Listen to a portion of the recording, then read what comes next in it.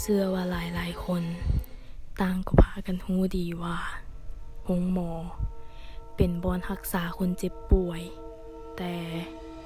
ไผจะรู้ว่าสถานที่แห่งนี้ยังเป็นบ่อนอาศัยของเหล่าวิญญาณสิ่งที่แนมบ่เห็นหรือแม้แต่ผีที่อาศัยอยู่หลายที่สุด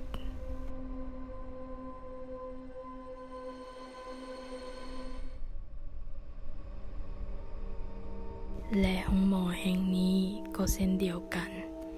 ต่างก็มีเรื่องเล่าประวัติความเป็นมาที่เรากล่าวขานกันมาว่าเคยเป็นโรงลำที่เก่าแก่และโด่งดังที่ขึ้นชื่อของคนในละแวกนี้แต่อยู่มามื้อหนึ่งก็ได้ถูกปิดตัวลงโดยว่ากันว่าเกิดมาจากการจูดไล่ทีเพื่อจะสร้างห้องหมอซึ่งห้องหมอที่ว่านั้นก็แม่นห้องหมอแห่งนี้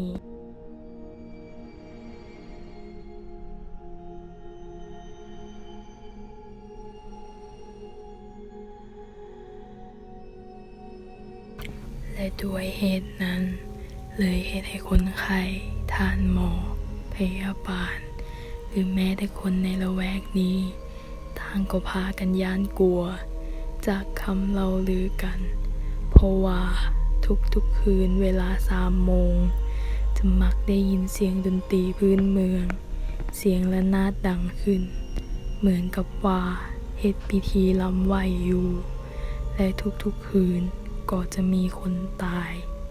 ในเวลานี้เสมอ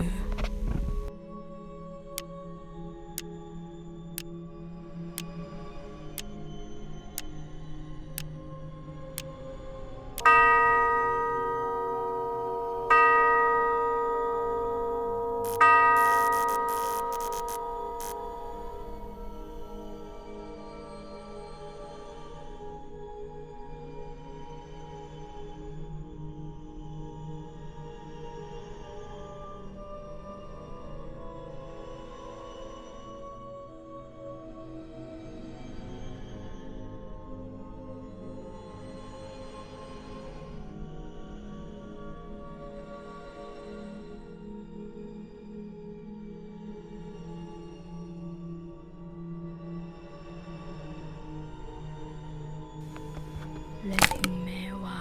จะได้ยินได้กินได้เห็นก็ตามเจ้าต้องห้ามเลี้ยวหลังเด็ดขาดแต่หากว่าบ่เฮ็ดตาม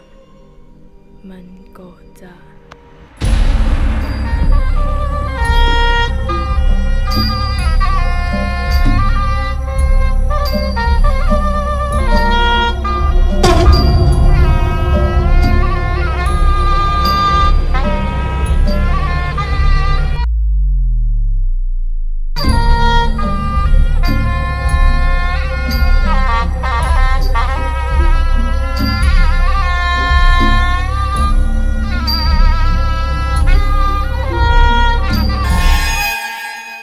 ลีน่า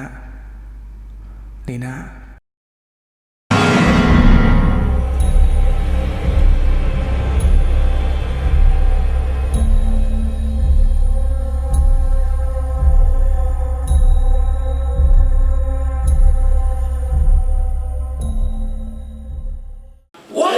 สูตกใจหมดมึงสิตื่นเนี่ยผีภาษาโน้เรื่องมันเป็นเรื่องไหนบอกเด้ ถ้าอย่าพูดเรื่องนี้มาพบกันอยู่ที่ Sacred Hospital ในวันที่2 เดือน 11 เวลา7 โมง 50 โมงครึ่ง พากันมาได้ไง